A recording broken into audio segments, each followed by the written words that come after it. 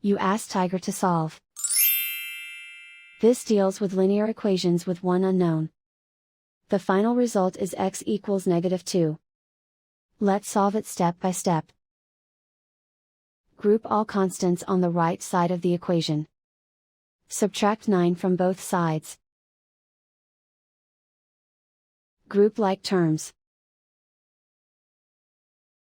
Simplify the arithmetic.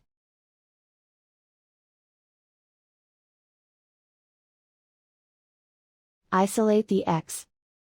Multiply both sides by -1. Remove the ones. Simplify the arithmetic. And so the final result is x equals -2.